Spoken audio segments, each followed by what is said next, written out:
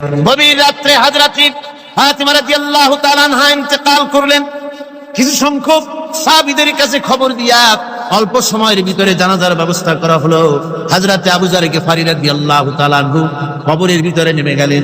কবরের ভিতরে নেমে গিয়া হযরত আবু যর বলেন, রে কবর, তোর ভিতরে আজকে কাকে রাখবো? তুই কি তা জানিস নাকি? কোনো জবাব আসে না। হযরত আবু যর বলেন, কবর রে, তোর ভিতরে আজকে যাকে রাখবো তিনি হতেছেন হযরত ইমাম হাসান হোসেনের মা। বেহেশতের সমস্ত জওয়ানদের সরদার হবেন যারা, সেই দুইজনের মা তোর ভিতরে রাখবো, খবরদার বেয়াদবি করবি না। কোনো জবাব না পেয়ে হযরত আবু যর বলেন, ওগো কবরের মাটি, তোর ভিতরে কাকে রাখবো কি জানিস? আসাদুল্লাহিল গালিব, দুনিয়ার সমস্ত কাফেরদের বিরুদ্ধে আল্লাহ রাব্বুল আলামিন যাকে বাঘ বানিয়ে পাঠালেন সেই হযরতে আলী, তার স্ত্রী রেখে যাব, খবরদার বেয়াদবি করবি না। কোনো জবাব আসে না। হযরতে আবু যর বলেন, কবরের মাটি, তোর ভিতরে যাকে রাখবো তিনি হলেন খাতুনে জান্নাত, বেহেশতের সমস্ত মহিলাদের সরদারিনী হবেন যে ফাতেমা, তারে রেখে যাব, তোর ভিতরে খবরদার কোনো বেয়াদবি করবি না। আবার হযরতে আবু যর বলেন, কবরের মাটি, তোর ভিতরে কারে রাখবো কি জানিস? তোর ভিতরে আজকে যাকে রেখে যেতেছি তিনি হলেন আখেরি জামানার পয়গম্বর বিশ্বনবী জনাবে মুহাম্মদ রাসূলুল্লাহ সাল্লাল্লাহু আলাইহি ওয়াসাল্লামের কলিজার টুকরা মা ফাতেমাকে তোর ভিতরে রাখবো, খবরদার কবরের মাটি বেয়াদবি করবি না। কিতাবে এসেছে হযরত আবু যর কে বাড়ি শুনতে পেলেন, আওয়াজ এলো, কে যেন বলতেছে, রে আবু যর, আমি ফাতেমা কি চিনি না, হাসান হোসেনের মা কি চিনি না, আলীর স্ত্রী চিনি না, রাসূলের মেয়ে মা ফাতেমা কি চিনি না। আমল যদি ভালো হয় আমার ভিতরে, আমল ভালো নিয়ে যে আসবে শান্তিতে থাকবে, আর আমল যদি খারাপ হয় আমার ভিতরে, তার অবস্থা চূড়ান্ত হয়ে যাবে। আমার ভাইরা, আমার বন্ধুগণ, আমলের উপরে ভিত্তি করে কিয়ামতের দিন নাজাত হবে। আমল যদি খারাপ হয়ে যায় কিয়ামতের দিন কেউ তাকে বাঁচাতে পারবে না। এই জন্য কিয়ামতের ময়দানে, হাসরের দিনে আল্লাহর হাবিব জনাবে মুহাম্মদ রাসূলুল্লাহ সাল্লাল্লাহু আলাইহি ওয়াসাল্লাম সিজদায় পড়ে কাঁদতে থাকবেন। আল্লাহ রাব্বুল আলামিন বলেন, হাবিব রে, আপনি কাঁদেন কেন? আজকে তো আপনার কাঁদার দিন না, আমি আপনাকে মাকামে মাহমুদ দান করেছি, আমি আপনাকে কাউসার দান করেছি, আপনার আজকে সম্মানের দিন, মর্যাদার দিন, কাঁদেন কেন? আল্লাহর হাবিব বলবেন, রব্বুল আলামিন মাকামে মাহমুদ পেয়েছি, কাউসার পেয়েছি, কান্দি এই জন্য আমি দেখতে পাচ্ছি আবার সামনে দিয়া ফেরেশতারা আমার উম্মতগুলি জাহান্নামের দিকে নিয়ে যায়। আল্লাহ রাব্বুল আলামিন বলবেন, ওগো আমার হাবিব, আমি আপনাকে ক্ষমতা দিলাম, আপনার জান্নাতি উম্মতগুলি আপনি বেছে নেন। আল্লাহর হাবিব তার জান্নাতের উম্মতগুলি বাঁচতে থাকবেন। হযরত আয়েশা বলেন, ইয়া রাসূলুল্লাহ, কিয়ামতের ময়দানে লক্ষ কোটি কোটি মানুষের ভিতরে আপনার জান্নাতি উম্মত আপনি চিনবেন কি করে? হুজুর বলেন, আয়েশা, কোন একটি ঘোড়ার কপাল যদি থাকে সাদা, এই সাদা কপালওয়ালা ঘোড়াটা যদি অসংখ্য ঘোড়ার ভিতরে যদি হারিয়ে যায়, তাহলে সাদা কপালওয়ালা ঘোড়ার মালিক তার ঘোড়াকে পাবে কিনা বলো? হযরত আয়েশা বলেন, হুজুর, অনায়াসে পাবে। আল্লাহ রাব্বুল আলামিনের হাবিব বলেন, আয়েশা রে, কিয়ামতের ময়দানে আমার যেই উম্মতেরা নামাজি ছিল, দিনদার ছিল, পরেজগার ছিল, দুনিয়ার বুকে ঈমান নিয়ে যারা চলাফেরা করেছে, আমার দিন কায়েমের, আল্লাহর দ্বীনের জন্য যারা কাজ করেছে, ওদের চেহারা নূর চমকাতে থাকবে, ঈমানের নূর কিয়ামতের দিন চমকাতে থাকবে। সেই ঈমানের নূর দেখে দেখে আমি আমার জান্নাতি উম্মতগুলি আমি বেছে নেব। হযরত ফাতিমা রাদিয়াল্লাহু তাআলা আনহাকে রাসূলুল্লাহ সাল্লাল্লাহু আলাইহি ওয়াসাল্লাম অত্যন্ত ভালোবাসতেন, মহব্বত করতেন তার স্ত্রীদেরকেও। তার স্ত্রীরাও রাসূল করিম সাল্লাল্লাহু আলাইহি ওয়াসাল্লামকে ভালোবাসতেন প্রাণ উজাড় করে দিয়ে। নবীজি বলেছেন, কন্যার পিতাদেরকে গালি দিও না। অনেকে টিটকারি করে, বারবার মেয়ে হয় ছেলে একটাও হয় না, সেই জন্য টিটকারি বুটকারি করে। আল্লাহর নবী বলেছেন, মেয়ের পিতাকে গালি দিও না, ঠাট্টা করো না, যেহেতু আমি মুহাম্মদ রাসূলুল্লাহ সাল্লাল্লাহু আলাইহি ওয়াসাল্লাম, আমি মেয়েদের পিতা, আমি নিজে মেয়েদের পিতা। খাও না, মেয়েদের পিতাকে গালি দিও না। রাসূলুল্লাহ বলেছেন, আকাশের নিচে জমিনের উপরে খাদিজার মতো মহিলা আর নাই। সেই হযরতে খাদিজা রাসূলের 4টি মেয়ে পেটে ধারণ করেছিলেন। সুবহানাল্লাহ। মেয়ের প্রতি রাসূলুল্লাহ যথেষ্ট মহব্বত করতেন। মেয়েকে খুব ভালোবাসতেন হুজুর সাল্লাল্লাহু আলাইহি ওয়াসাল্লাম। হুজুরের কলিজার টুকরা ছিলেন মা ফাতিমা রাদিয়াল্লাহু তাআলা আনহা। হুজুর যখন কোথাও যেতেন সকলের শেষে দেখা করতেন ফাতেমার সঙ্গে, আর বিদেশ থেকে সফর করে এসে সকলের আগে দেখা করতেন ফাতেমার সঙ্গে। সুবহানাল্লাহ। রাসূলুল্লাহ আরো বলেছেন, তোমরা যখন বাজারে যাবে বা ব্যবসা করতে যাবে বা বিদেশে যাবে, আসার সময় যে সব হাদিয়া নিয়ে আসো। আমরা যখন বাইরে যাই, বাজারে যাই, কিছু হাদিয়া আনি না? জামা, কাপড়, চকলেট ইত্যাদি আমরা আনে থাকি। রাসূলুল্লাহ বলেছেন, হাদিয়াগুলি তোমরা যারা বিদেশে যাও, বাজারে যাও, হাদিয়া আনবে আর এনে ঘরের মধ্যে ঢুকে তা শুরু করবে মেয়েকে দিয়ে। প্রথমে দেবে মেয়েকে। সুবহানাল্লাহ। মেয়ের মর্যাদা ইসলামে সব চাইতে বেশি। কোন যুগে? যে যুগে মেয়ে হলে পরেই মাটির নিচে ফেলে রাখতো, আছাড় মেরে মেরে ফেলে দিত। বেআইনি যামবিন কুতিলা, কোন অপরাধে তাদেরকে হত্যা করা হলো। আল্লাহ পাক কোরআনে কারীমের মধ্যে বলেছেন তাদের অপরাধ আর কিছু না, তারা নারী, এই জন্য তাদেরকে মেরে ফেলা হতো। রাসূলুল্লাহ তাদের ইজ্জত দিলেন। সুবহানাল্লাহ বিহামদিহি। রাসূলুল্লাহ সম্মান দিলেন, ইজ্জত দিলেন তাদের। কন্যা হিসাবে নারীর এই মর্যাদা। ফাতেমাকে রাসূল এত ভালোবাসতেন, ইন্তেকালের সময় হযরত ফাতেমা কাঁদতে কাঁদতে বেহুশ হয়ে যাওয়ার উপক্রম হয়ে রাসূলুল্লাহ হযরত ফাতেমাকে ইশারা দিলেন। হযরত ফাতেমা তার কান নিয়ে রাসূলুল্লাহ বুকের কাছে লাগাই দিলেন। আল্লাহ নবী কি যেন বললেন কানে কানে। হযরত ফাতেমার কান্না বন্ধ হয়ে গেল। হযরত আয়েশা বলেন, মা, রাসূলুল্লাহ তোমার কানে কানে কি বললো আর তোমার কান্না বন্ধ হয়ে গেল? হযরত ফাতেমা বলেন, ইয়া আম্মা জান, আমার আব্বা আমার কানে কানে বললো, মা ফাতেমা তুই কাঁদিস না, তোর কান্না আমার বরদাস্ত হয় না, তোমাকে কাঁদতে হবে না। আমি তোমাকে সুসংবাদ দিয়ে যেতেছি, আমি মরে যাওয়ার পর সর্বপ্রথম তোমার সাথে আমার দেখা হবে। রাসূলুল্লাহর এই ভবিষ্যৎবাণী হযরত ফাতেমা বুঝতে পেরেছেন যে হুজুরের ইন্তেকালের পরে আমার বেশি দেরি হবে না, আমিও তাড়াতাড়ি হুজুরের সাথে শামিল হতে পারবো। হুজুরের ইন্তেকালের 6 মাস পরই হযরত ফাতেমা রাদিয়াল্লাহু তাআলা আনহা ইন্তেকাল করেছেন। কন্যা হিসাবে নারীর মর্যাদা ইসলাম অনেক অনেক গুণে বাড়িয়ে দিয়েছে। এই কন্যা শিশু, কৈশোর, যৌবন পেরিয়ে যখন যৌবনে তার বিয়ে হয়ে যায়, আল্লাহ রাব্বুল আলামিন তখন বলেন, ওয়া মিন আয়াতিহি আন খালাকা লাকুম মিন আনফুসিকুম আজওয়াজান লিতাসকুনু ইলাইহা ওয়া জাআলা বাইনাকুম মাওয়াদ্দাতান ওয়া রাহমা।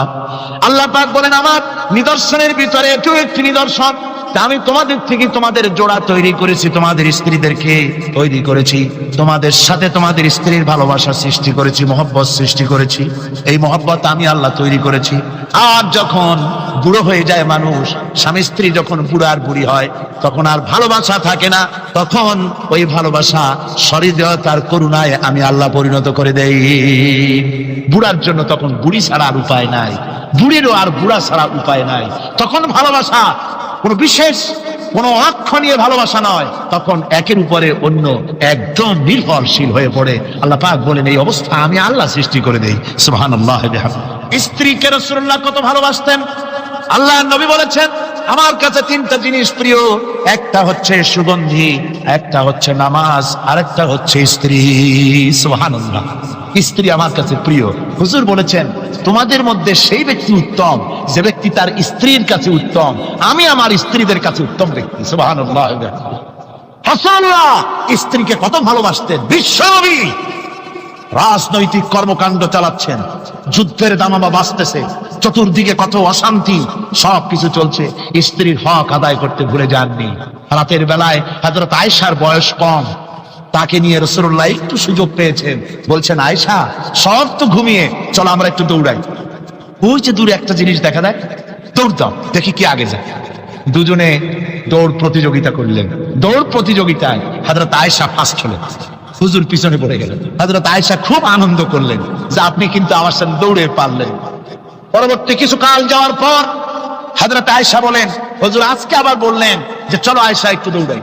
হযরত আয়েশা বলছেন যে সেদিনের তুলনায় আমার শরীর একটু, আমি মুটিয়ে গেছি, শরীরটি স্থূল হয়েছে, আমি আজকে দৌড়ালাম কিন্তু পারলাম না। রাসূল আগে চলে গেলেন, আমি হাঁপাতে হাঁপাতে যখন হুজুরের কাছে চলে গেছি, হুজুর তখন মুস্কি হেসে আমাকে বললেন, আয়েশা ওই সেই দিনের জবাব আজকে দিয়া দিলাম।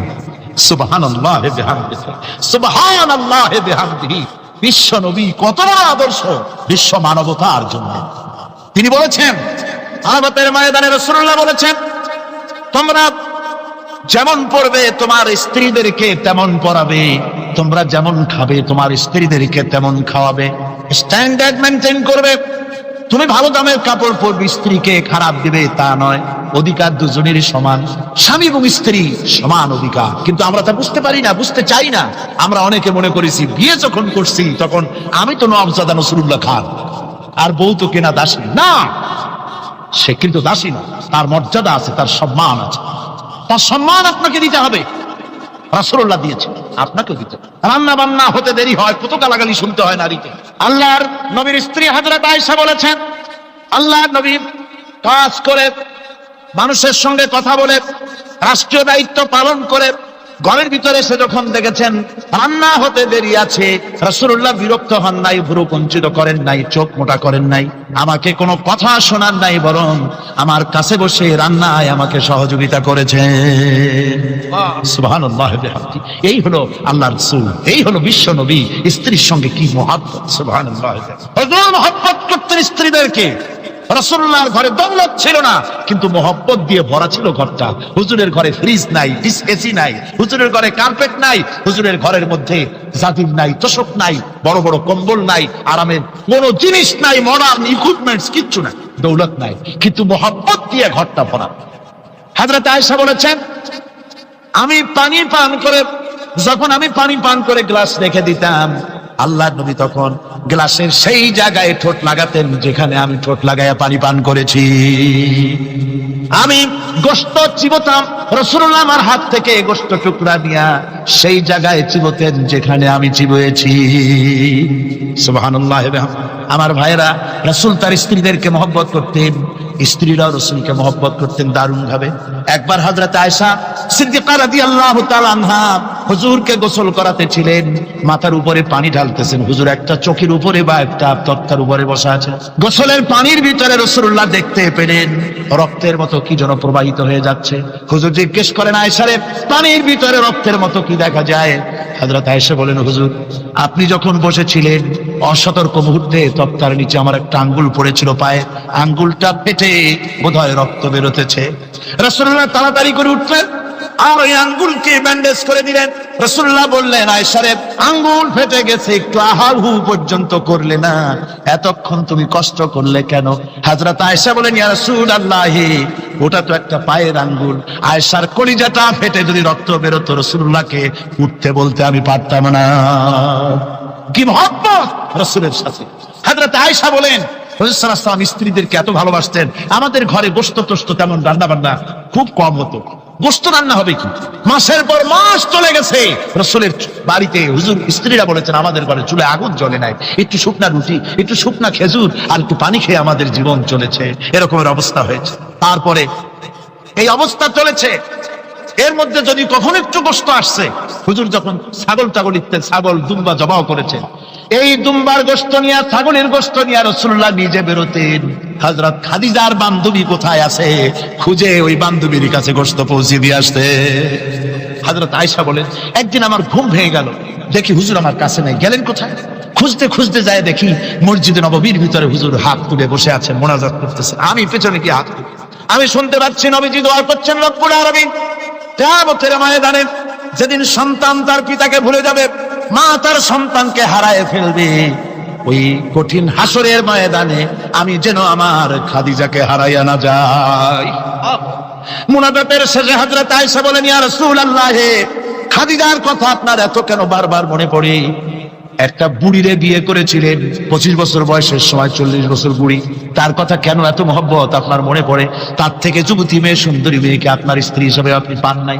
হুজুর বলেন, আয়েশা রে, খাদিজার সম্পর্কে এমন কথা তুমি আর বলো না। তোমরা সবাই আমার সুখের দিনের স্ত্রী, আর খাদিজা আমার এমন সময় স্ত্রী ছিল যখন মক্কায় আমার আশ্রয় ছিল না, আমার মক্কা নগরীতে আমার আশ্রয় ছিল না। খাদিজার সঞ্চিত সমস্ত ধনরাশি ইসলাম কবুল করার পর দুহাতে খাদিজা বিতরণ করে দিয়েছে। হযরত আয়েশা বলেন, হুজুর আমার গোস্তাকি মাফ করে দেন, আমি আর এরকম বলবো না, তবে খাদিজা সম্পর্কে আমার এই কিছু একটু শুনান। হুজুর বলেন, আয়েশা রে শোনো, গভীর রাত, যত রাত হোক না কেন, ইসলামের দাওয়াত দিয়ে দিয়ে গভীর রাত্রে আমি যখন বাসায় ফিরেছি, ঘরে এসেছি, দরজায় একটা মাত্র ডাক দিয়েছি, খাদিজা। অমনি দরজা খুলে গেছে।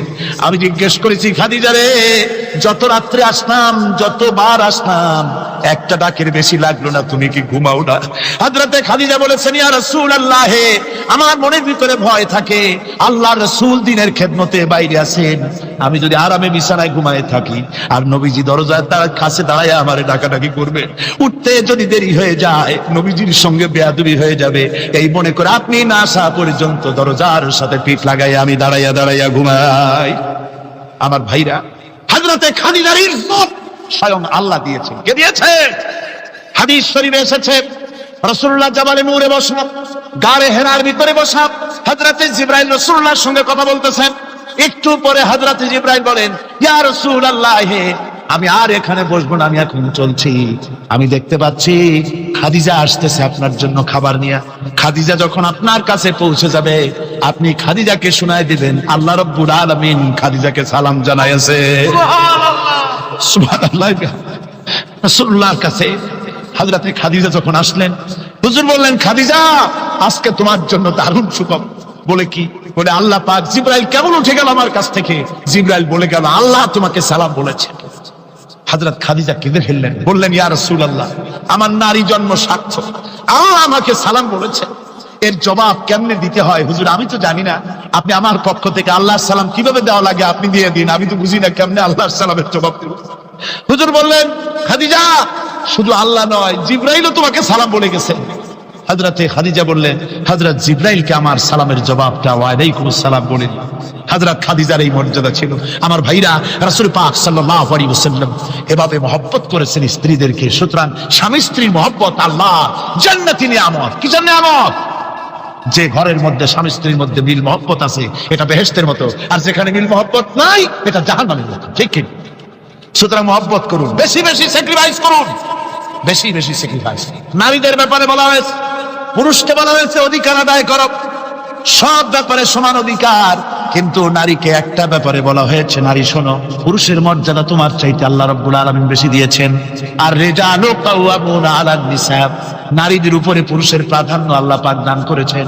একজন সাহাবী বলেছিলেন, ইয়া রাসূলুল্লাহ, জংলি উট দেখলাম আপনার পায়ের উপরে সেজদায় পড়ে গেল, আপনি যদি আমাদেরকে অনুমতি দিতেন না, আপনাকে আমরা সেজদা করতাম।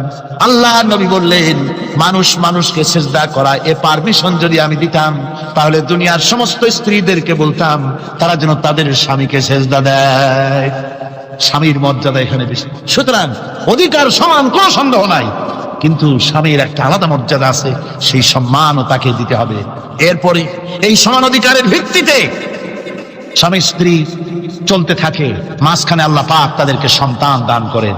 আল্লাহ তাদেরকে, নারীকে লেখাপড়ার অধিকার দিয়েছে, ইসলাম তাকে লেখাপড়ার অধিকার দিয়েছে, শিক্ষার অধিকার দিয়েছে। হযরত আয়েশা সিদ্দিকা রাদিয়াল্লাহু তাআলা আনহা শিক্ষয়িত্রী ছিলেন, হাফেজা ছিলেন, হাদিসের হাফেজা ছিলেন, কোরআনের হাফেজা ছিলেন, হাজার হাজার সাহাবায়ে কেরামদের তিনি ওস্তাদ ছিলেন। সুবহানাল্লাহ। নারীদের ব্যাপারে অধিকাংশ মাসালা হযরত আয়েশা সিদ্দিকা রাদিয়াল্লাহু তাআলা আনহার অবদান। সুবহানাল্লাহ।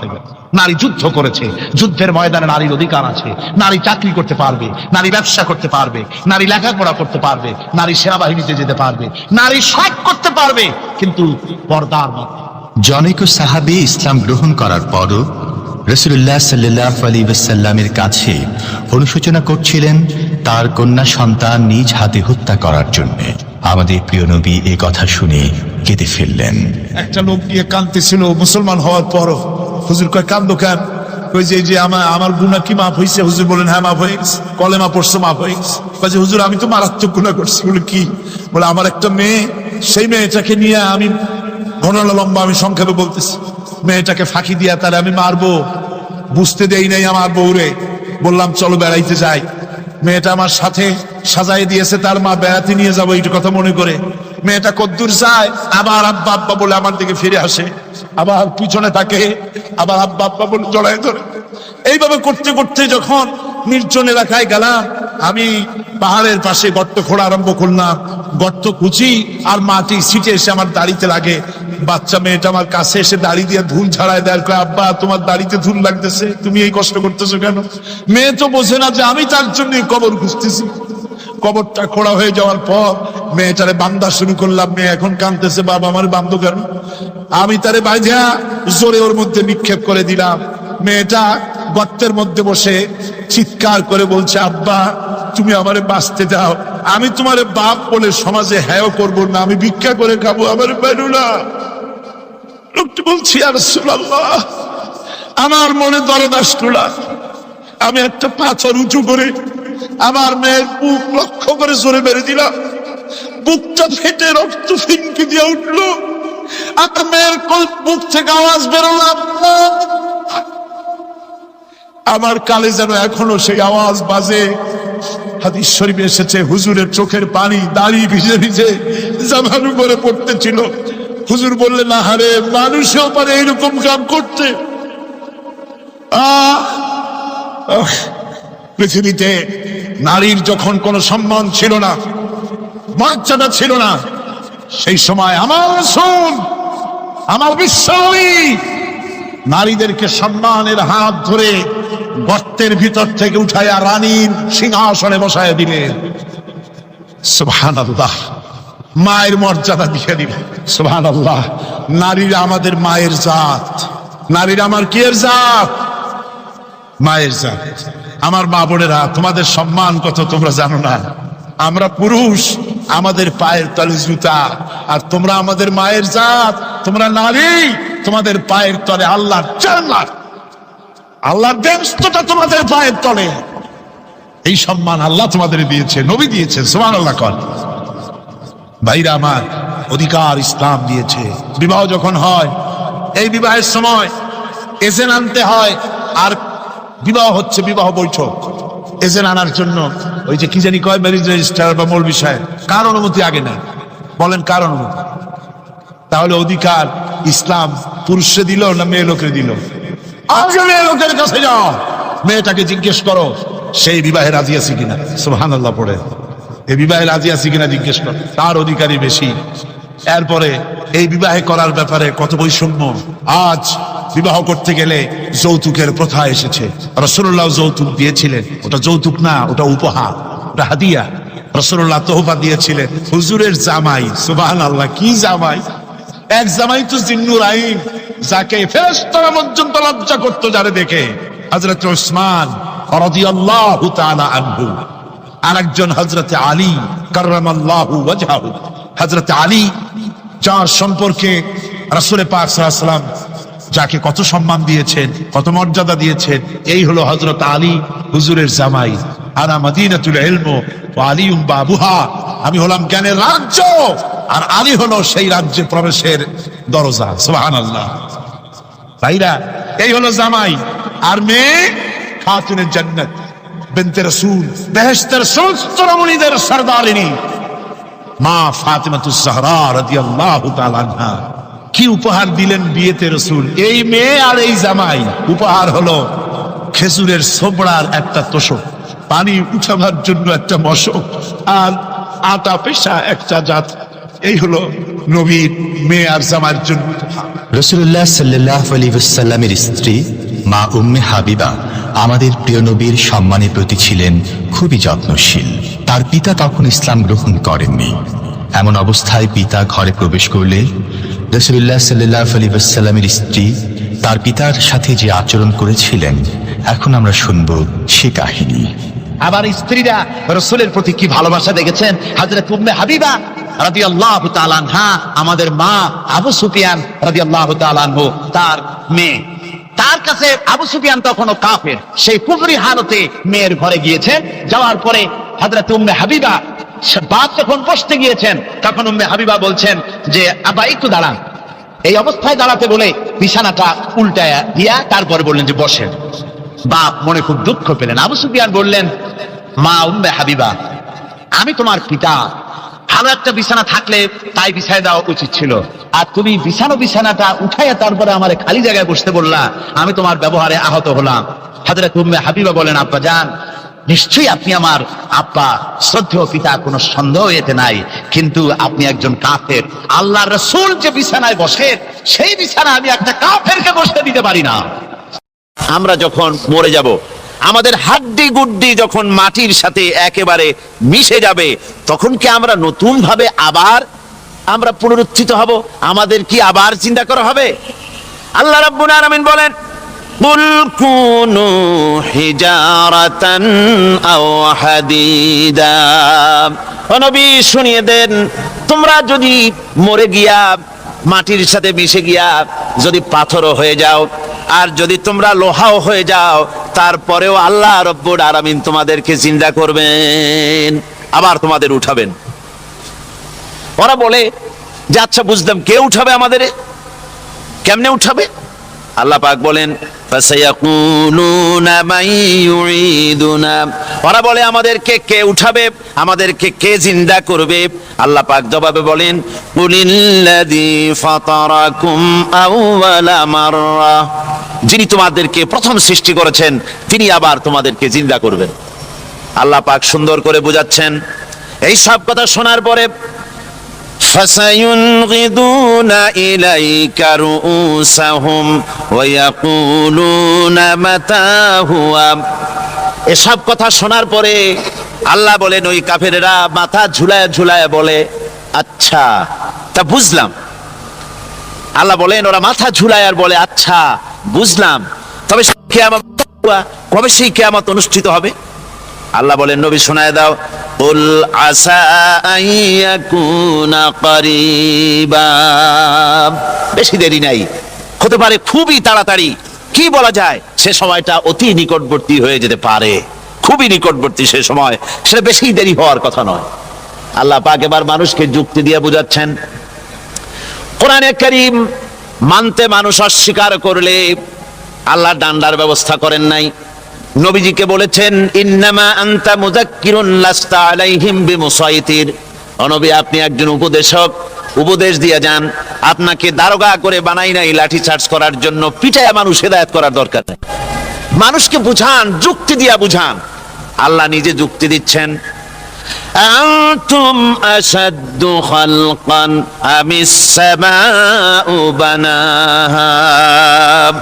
ওই কাফেরেরা, তোমরা যারা পরকালকে অস্বীকার করো, তোমাদেরকে উঠাইতে পারবো না যারা তোমরা বলছো, তোমাদেরকে সৃষ্টি করা কঠিন না ওই বিশাল আকাশটাকে সৃষ্টি করা কঠিন? ওই বিশাল আকাশটাই তো আমি আল্লাহ সৃষ্টি করেছি, জোরে কোন সুবহানাল্লাহ। তত বড় আকাশটারে যিনি বানাইতে পারলেন, সে কথা বুঝি তোমাকে তৈরি করতে পারবে না? আল্লাহ পাক বলছেন, ফানজুর ইলা আসারি রাহমাতিল্লাহি কাইফা ইউহিল আরদা বাদা মাউতিহা। লক্ষ্য করে দেখো, এই পৃথিবীর মাটিকে আল্লাহ কিভাবে জিন্দা করেন, মুর্দা মাটি। এই মাটি চৈত্র বৈশাখ মাসে প্রখর রোদে মাটি ফেরে চৌচির হয়ে যায়। এই ফেটে যাওয়া চৌচির মাটিতে আল্লাহ পাক বৃষ্টির পানি দিয়ে এই মাটিকে, এই মৃত্যু মাটিকে আল্লাহ পাক যেভাবে জিন্দা করেন, ইন্না যালিকা লামুহিল মাউতা ওয়া হুয়া আলা কুল্লি শাইইন কাদির। সে আল্লাহ পাক তোমরা মরলে পরে আবার এভাবে জিন্দা করতে পারবেন, জোরে কোন সুবহানাল্লাহ। আমার ভাইয়েরা, আল্লাহ পাকের পরে বলেন, দেখো মৃত্যু জমিনকে কেমনে জিন্দা করি। আল্লাহুল্লাযী আরসালার রিয়াহা ফাতুসিরু সাহাবা ফাসুকনাহু ইলা বালাদিম মাইতিন ফাআহইয়ানা বিহিল আরদা বা'দা মাউতিহা কাযালিকান নুশুর। আমি আল্লাহ রাব্বুল আলামিন ওই সমুদ্রের নোনা পানিগুলোকে, সমুদ্রের লবণাক্ত পানিগুলিকে বাষ্পীয় আকারে উত্থিত করে মেঘমালায় পরিণত করি, আর এরপরে বাতাসকে হুকুম করি, বাতাস এই মেঘটারে টেনে নিয়ে যাও মুখ জায়গায়। মেঘ চলে এলো, আল্লাহ রাব্বুল আলামিন বলেন, মেঘ এবার বিন্দু বিন্দু করে বৃষ্টি বর্ষণ করে দে। আমার হুকুমে ওই পানিগুলি বৃষ্টি হয়ে বিন্দু বিন্দু হয়ে জমিনে পতিত হয়। আল্লাহ বলেন, এভাবে করে বৃষ্টির পানি দিয়া মরা জমিনকে জিন্দা করে দিয়া নববধূ গর্ভধারণের যেমন প্রস্তুতি নেয়, বৃষ্টির পানি পায়া মরা জমিন তেমন ফসল ধারণের জন্য প্রস্তুতি নিয়ে নেয়। সুবহানাল্লাহ বিহামদি। এইটা যেভাবে আমি করি কাযালিকান নুশুর, এইভাবে করে তোমাদের কি কিয়ামতের দিন আমি জিন্দা করতে পারবো? কেমনে অস্বীকার করো? কাইফা তাকফুরুনা বিল্লাহি ওয়া কুনতুম আমওয়াতান ফাহইয়াকুম সুম্মা ইউমীতুকুম সুম্মা ইলাইহি তুরজাউন। কি করে তুমি আমি আল্লাহকে অস্বীকার করো? কুনতুম আমওয়াতান, তুমি ছিলে নিষ্প্রাণ, ফাহইয়াকুম, এরপরে আমি তোমাকে জিন্দা করলাম, সুম্মা ইউমীতুকুম, এরপরে তোমাকে আমি মৃত্যু করব, সুম্মা ইউহয়ীকুম, এরপরে তোমাদেরকে আবার আমি জিন্দা করব, সুম্মা ইলাইহি তুরজাউন, এরপরে তোমাদের সকলকেই আমার কাছে ফিরে আসতে হবে। দেখেন না, আমরা যখন মানুষকে কবরে রাখি, কবরে রাখা তারপরে উপরে মাটি দিয়ে কি বলেন আপনারা? মিনহা খালাকনাকুম, পড়েন মিনহা খালাকনাকুম ওয়া ফিহা নুঈদুকুম ওয়া মিনহা নুখরিজুকুম তারাতান উখরা। এ বান্দা, এই মাটি দিয়া তোরে তৈরি করা হয়েছিল, এ মাটির ভিতরে রেখে গেলাম, আবার এই মাটি থেকে আল্লাহ রব্বুল আলামিন তোমারে জিন্দা করবেন। কিয়ামতের ময়দানে সকলকে উঠতে হবে সেখানে আল্লাহর দরবারে। আল্লাহ পাক বলছেন, বান্দা কেমনে অস্বীকার করো?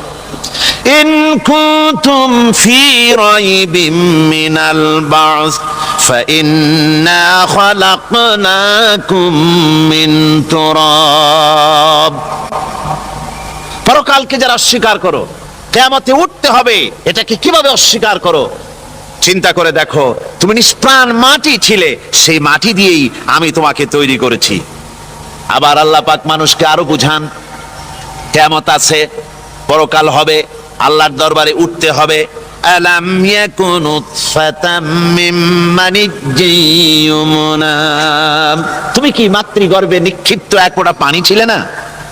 সুম্মা কানা আলাকাতান ফাখালাকা ফাসাওয়া, এরপরে তোমাকে মাংসপিণ্ডে, জমাট রক্তে মাংসপিণ্ডে পরিণত করা হলো, এরপরে তোমাকে সুন্দর করে তোমাকে সুগঠিত করা হলো। ফাজআলা মিনহু যাওজাইনি যাকারা ওয়াল উনসা, এরপরে মাতৃগর্ভের ভিতরে আমি এটাকে পুরুষ বানালাম, কন্যা সন্তান অথবা পুত্র সন্তানে পরিণত করলাম। এইটা যে পেরেছে, যিনি পেরেছেন, আলাইসা যালিকা বিকাদিরিন আলা আইয়ুহিয়াল মাউতা, সে আল্লাহর পক্ষে কি সম্ভব নয় যে তোমার মৃত্যুর উপরে তিনি আবার জিন্দা করতে পারবেন? কি বলেন সম্ভব না? তিনি পারবেন না? নিশ্চয়ই তিনি আবার কিয়ামতের মাঠে আমাদেরকে হাজির করতে পারবেন, এতে কোনো সন্দেহ নাই। আল্লাহ পাক সেই জন্য এখানে বলতেছেন যে ওরা বাল কাযযাবু বিসসাম, ওরা আসলেই পরে কালকে অস্বীকার করেছে। আপনি যে নবী, এতে কোনো সন্দেহ নাই। আপনি খানা খান, আপনি বাজারে যান, এটাই মূল আপত্তির বিষয় না। মূল কথা হলো তারা পরকালকে অস্বীকার করেছে। আল্লাহ পাক বলেন, ওয়া আন্নাস সাআতা আতিয়াতুন লা রাইবা ফিহা, অবশ্যই সে সময় আসবে, সে কিয়ামত আসবেই, এতে কোনো সন্দেহ নাই। ওয়া আন্নাল্লাহা ইয়াবআসু মান ফিল কুবুর, আর আল্লাহ পাক তিনি কবরের মধ্যে অন্তর্হিত যা কিছু আছে সবাইকে কিয়ামতের দিন আল্লাহ পাক ময়দানে উঠাবেন। কিয়ামতে আল্লাহর দরবারে সকলকে হাজির হতে হবে। আমার বন্ধুগণ, আল্লাহ পাক বলেন, ওয়ালাকাদ খালাকনাল ইনসানা মিন সুলালাতিন মিন তিন, লক্ষ্য করো, তুমি ছিলে মাটির নির্যাস থেকে তোমাকে তৈরি করা হয়েছে। শুধু মাটির নির্যাস থেকে তোমাকে কোনো মডেল ছাড়া, কোনো ধরনের আদর্শ ছাড়া, কোনো ধরনের নমুনা ছাড়া তোমাকে সৃষ্টি করা হলো। সুম্মা জাআলনাহু নুতফাতান ফি কারারিম মাকিন, এরপরে মাতৃগর্ভের একটা অত্যন্ত সুরক্ষিত জায়গায় তোমাকে সংরক্ষণ করা হয়েছিল। সুম্মা খালাকনান নুতফাতা আলাকাতান ফাখালাকনাল আলাকাতা মুদগাম, রক্তপিণ্ডকে, নাপাক পানিকে জমাট রক্ত করেছি, জমাট রক্তকে আমি আবার গোস্ত পিণ্ডে পরিণত করেছি। فكسونا العظام لحما। এরপরে সুন্দর করে চামড়া দিয়ে গোশত দিয়ে একটা আকৃতি তোমাকে দান করেছি। সুম্মা আনশানাহু খালকান আখারা ফাতাবারাকাল্লাহু আহসানুল খালিকিন। এরপরে সুন্দর একটা বিশেষ একটা আকৃতি দিয়ে তোমাকে আমি সুন্দর করে সুগঠিত করে তোমাকে তৈরি করেছি। সুম্মা ইন্নাকুম বাদা যালিকা লামাইতুন। এরপরে আমি আল্লাহ রাব্বুল আলামিন তোমাকে মৃত্যু দেব, অবশ্যই তোমাকে মৃত্যুবরণ করতে হবে। সুম্মা ইন্নাকুম ইয়াউমাল কিয়ামাতি তুবআসুন। এরপরে কিয়ামতের দিন আসবে, ওই বিশেষ মুহূর্ত আসবে, সেই নির্দিষ্ট সময় আসবে, ওই কিয়ামতের মাঠে আল্লাহর দরবারে তোমাদের সকলকে উঠতে হবে, কোনো সন্দেহ তাতে নাই। আল্লাহ পাক বলছেন وَأَعْتَدْنَا لِمَنْ كَذَّبَ بِالسَّاعَةِ سَعِيرًا। আমার এই পরকালকে, এই আখিরাতকে, কিয়ামতের দিনকে যারা অস্বীকার করবে, যারা মিথ্যা মনে করবে, আমি তাদেরকে জ্বলন্ত আগুনের শাস্তি তাদের জন্য রেখেছি। জোরে বলেন নাউজুবিল্লাহ। সেই কিয়ামত যে দিনটা আল্লাহ পাক মানুষের জন্য রেখেছেন, সেই কিয়ামতের অবস্থা বড়ই মারাত্মক। মানুষেরা তা জানে না।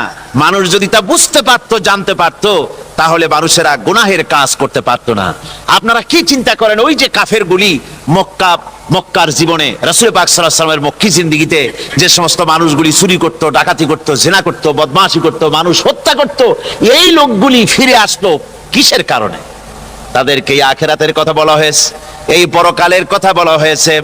কোরআন শরীফে আল্লাহ রাব্বুল আলামিন পরকালের কথা, মৃত্যুর কথা, কিয়ামতের কথা, হাসরের কথা, সিরাতের কথা, মিজানের কথা, মওতের কথা যত বলেছেন, জান্নাতের কথা যত জায়গায় যতগুলা বলেছেন, সবগুলি আয়াতে কারিমা যদি এক জায়গায় করা যায়, তাহলে পুরা কোরআন শরীফের 1/3 10 পারার সমান হবে। জোরে বলেন সুবহানাল্লাহ। যেহেতু পরকালের চিন্তা ছাড়া মানুষের জীবন পরিচ্ছন্ন হতে পারে না, সুন্দর হতে পারে না, অপরাধ মুক্ত হতে পারে না। আল্লাহ পাক বলেন সেই দিনটি বড়ই ভয়ানক, বিপজ্জনক। ওই দিনটির ব্যাপারে আল্লাহ পাক তার বান্দাদেরকে সতর্ক করে দিয়েছেন, বান্দারা সতর্ক হয়ে যাও, এইভাবে দিন যাবে না, কিয়ামত আসবে। আর ওই কিয়ামত এত মারাত্মক হবে, আল্লাহ সতর্ক করছেন বান্দাদেরকে। ইয়া আইয়ুহান নাসুত্তাকু রাব্বাকুম ইন্না যালজালাতাস সাআতি শাইউন আযীম। হে মানব সকল, আত্মরক্ষা করো খোদার গজব থেকে, আল্লাহর গজব থেকে আত্মরক্ষা করো। ইন্না যালজালাতাস সাআতি শাইউন আযীম। সেই কিয়ামতের সেই কম্পন খুবই মারাত্মক, খুবই ভয়াবহ কম্পন সৃষ্টি হবে সেদিন। ইয়াউমা তারাউনাহা তাযহালু কুল্লু মুরদিআতিন আম্মা আরদাত। সেদিন দেখতে পাবে স্তন্যদায়িনী মা, যে মা তার সন্তানকে দুধ দেয়, ওই মাও তার দুধের বাচ্চার কথা ভুলে যাবে, মনে থাকবে না। আল্লাহ রাব্বুল আলামিন বলেন وَتَضَعُ كُلُّ ذَاتٍ حَمْلٍ حَمْلَهَا। গর্ভধারিণী মেয়ে লোক, তাদের গর্ভ খসে পড়বে। وَتَرَى النَّاسَ سُكَارَى। মানুষ দেখতে পাবে, মানুষগুলো উদ্ভ্রান্ত হয়ে পাগলের মতো ছুটাছুটি করছে। আল্লাহ বলেন ওয়ামা হুম বিসুকারা। আসলে এরা নেশাগ্রস্ত নয়, আসলে পাগল হয় নাই। তো ছুটছে কেন? স্তন্যদায়িনী মা দুধের বাচ্চার কথা ভুলে গেছে। গর্ভধারিণী গর্ভবতী নারী, তার গর্ভ খসে পড়েছে। মানুষ পাগলের মতো দৌড়াচ্ছে, কারণ কি? পাগল তো হয় নাই। আল্লাহ বলেন আসল কারণ হলো ওয়ালাকিন্না আযাবাল্লাহি শাদীদ। আল্লাহর ভয়ঙ্কর আযাব আর এই সব দৃশ্য, এই সব কম্পন মানুষের মধ্যে ত্রাস সৃষ্টি করে দিয়েছে, এই অবস্থার সৃষ্টি করেছে। আমার ভাইয়েরা, আল্লাহ পাক বলেন وأنذرهم يوم الآزفة إذ القلوب لدى الحناجر كاظمين ও নবী, মানুষদেরকে আপনি সতর্ক করেন, ওই দিনটা এমন হবে ভয়ের চোটে মানুষের কলিজা তার মুখের কাছে চলে আসবে। মানুষ ভয়তে অস্থির হয়ে যাবে, কলিজা গলার কাছে চলে আসবে। সেই দিনের কথা তাদের শোনায় দেন। ওই দিনটা এমন মারাত্মক দিন। ফাকাইফা তাত্তাকুনা ইন কাফারতুম ইয়াওমা ইয়াজআলু বিলদানা শিবা। সেদিন ভয়ে চিন্তায় যুবক ছেলে বৃদ্ধে পরিণত হয়ে যাবে, কিশোরগুলি তরুণগুলি বৃদ্ধে পরিণত হয়ে যাবে। আমার বন্ধুগণ, মানুষ সেদিন দিক বিদিক হয়ে দৌড়াতে থাকবে, পালাবো কোথায়? আল্লাহ কোরআন শরীফে সব কথা বলে দিয়েছেন। ইয়াকুলুল ইনসানু আইনাল মাফার, কোথায় ভাগবো, পালাবো কোথায়? অস্থির হয়ে মানুষ দৌড়াতে থাকবে, পালাবো কোথায়, যাব কোথায়? আল্লাহ বলেন কাল্লা লা ওয়াজারা ইলা রাব্বিকা ইয়াউমাইযিনিল মুস্তাকার। ভাগবার কোনো রাস্তা নাই, পালাবার কোনো পথ নাই, একমাত্র তোমার রব ছাড়া, আল্লাহর দরবার ছাড়া পালানোর কোনো রাস্তা আজার নাই। আমার বন্ধুগণ, এই কঠিন সময়, এই কঠিন দিনে, পরকালের এই দিনে, কিয়ামতের এই মারাত্মক অবস্থায় সকলকে উঠতে হবে। আল্লাহ পাক বলেন, এরপরে কিয়ামত অনুষ্ঠিত হয়ে যাবে। সূরা ফুরকানে আল্লাহ বলছেন, ইযা রাআতুহুম মিন মাকানিন বাঈদিন সামিউ লাহা তাগায়ুযান ওয়া যাফীরা। যখন তাদেরকে জাহান্নাম দেখতে পাবে, অর্থাৎ জাহান্নামের, যখন তারা জাহান্নামের দিকে অগ্রসর হবে, তখন তারা দূর থেকেই জাহান্নামের ক্রোধ এবং তেজস্বী আওয়াজ শুনতে পাবে। জাহান্নামের আওয়াজ, বিকট আওয়াজ। ওই যে কক্সবাজারের সমুদ্র সৈকতে ভ্রমণ করতে গিয়ে সমুদ্রের তুফানের আওয়াজ শুনছেন না? কথা বলেন না কেন? সমুদ্রের তুফানের আওয়াজ শুনেছেন তো? এইটা কি? এটা কিছুই না, এর থেকে মারাত্মক আওয়াজ, তেজস্বী ক্রোধের আওয়াজ কানের মধ্যে আসতে থাকবে জাহান্নামীদের।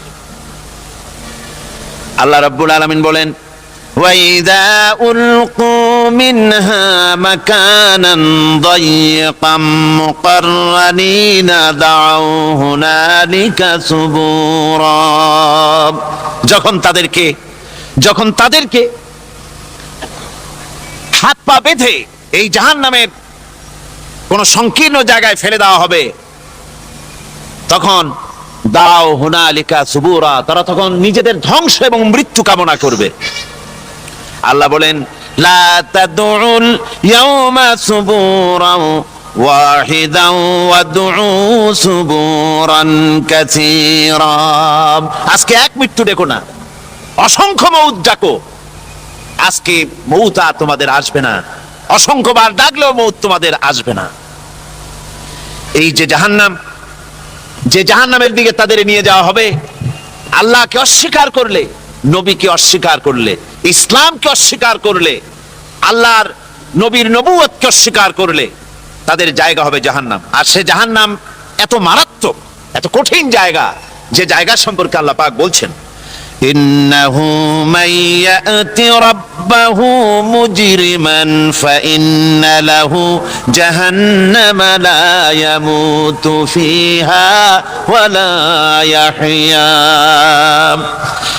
অপরাধী হয়ে যে লোক আল্লাহর দরবারে উপস্থিত হবে, তার জন্য জাহান্নাম হবে, জাহান্নামে আল্লাহ দিবেন। আর ওই জাহান্নামে যখন লোকটা পড়ে যাবে, জাহান্নামের অবস্থা এমন হবে, লা ইয়ামুতু ফিহা ওয়া লা ইয়াহইয়া, সে বাঁচবেও না, মরবেও না, জীবন মৃত্যু একটা অবস্থা সৃষ্টি হবে। ওই জাহান্নামে নারুল্লাহিল মুকাদাতুল্লাতী তাত্তালিউ আলাল আফইদা। জাহান্নামের প্রচন্ড আওয়াজ, এই আগুন উৎক্ষিপ্ত হয়ে তাদের কলিজা পর্যন্ত, অন্তর পর্যন্ত স্পর্শ করবে এই আগুনের তাপ।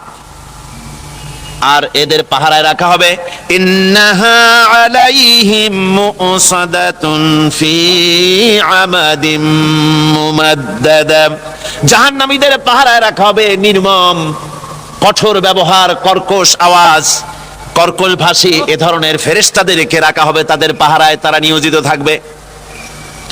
আল্লাহ রাব্বুল আলামিন বলেন, ও দুনিয়ার মানুষ, ইয়া আইয়ুহাল্লাযীনা আমানু কু আনফুসাকুম ওয়া আহলিকুম নারা। ও ঈমানদারেরা, আল্লাহর তো দয়া বেশি বান্দার জন্য। বান্দার উপরে দয়া কার সবচেয়ে বেশি? সবচেয়ে বেশি দয়া হলো বান্দার উপরে আল্লাহর। আল্লাহ চান না যে সে জাহান্নামে যাক, কঠিন জায়গা জাহান্নাম।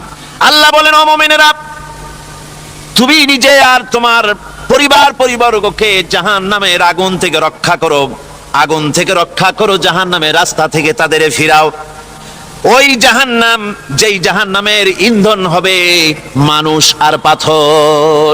ফিরাও জাহান্নাম থেকে মানুষকে, তোমার সন্তানদেরকে ফিরাও। আজকে যে সব সন্তানের আল্লাহ বলেন তুমি নিজে বাঁচো, আহলো আয়ালকে বাঁচাও। যে সব সন্তান তোমার নামাজ নাই, রোজা নাই, আল্লাহ পরকালের চিন্তা নাই, যারা ইসলামকে বিশ্বাস করে না, যারা মনে করে কোরআন হচ্ছে বেহেশত দোজখের কথা শুধু, ওতে কোন মানুষের অর্থনীতি, সমাজনীতি, রাজনীতির ব্যাপার নাই, মানুষের জীবনের দরকারি জিনিসগুলি সেখানে নাই। সুতরাং আমরা যদি দুনিয়ায় সুখ সমৃদ্ধি পেতে চাই, তাহলে আমাদেরকে মানুষের তৈরি করা মতবাদ মানতে হবে।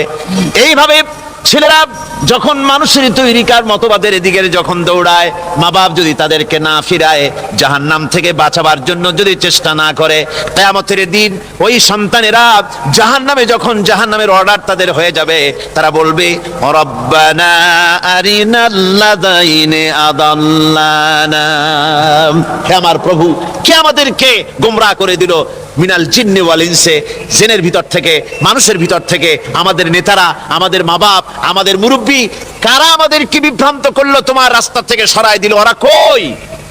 ওদেরকে নিয়ে আসো। আমাদেরকে এই খারাপ রাস্তা থেকে ফিরায় নাই, জাহান্নামের পথে চলেছি, আমাকে ফিরায় নাই। ও আল্লাহ, আজকে এই জাহান্নামে যাওয়ার আগে ওই মা বাপ আর মুরব্বী আর নেতাগুলি নিয়ে আসো। নাজআলহুমা তাহতা আকদামিনা লিয়াকুনা মিনাল আসফালিন, নিয়ে আসো ওদেরকে পায়ের তলে রেখে তারপরে জাহান্নামে যাব। আমার ভাইরা, যে ছেলে আজকে মানুষের তৈরি করা মতবাদের আন্দোলন করছে, সেকুলারিজম করছে, সোশ্যালিজম করছে, ক্যাপিটালিজম করছে, তারপরে ন্যাশনালিজম করছে, হাজারো মতবাদের দিকে আকৃষ্ট হয়েছে আপনার ছেলে, আপনার স্ত্রী, আপনার বোন, আপনার ভাই, আপনি জেনে শুনে তাদেরকে ফিরাচ্ছেন না, আল্লাহ রাস্তায় আনতেছেন না। কিয়ামতের দিন ওরা পালাইতে যাবে এবং ওদের এই অপরাধের কারণে, ফিরানোর কারণে, সহযোগিতা করার কারণে কিয়ামতের দিন অবস্থা করুণ হয়ে যাবে।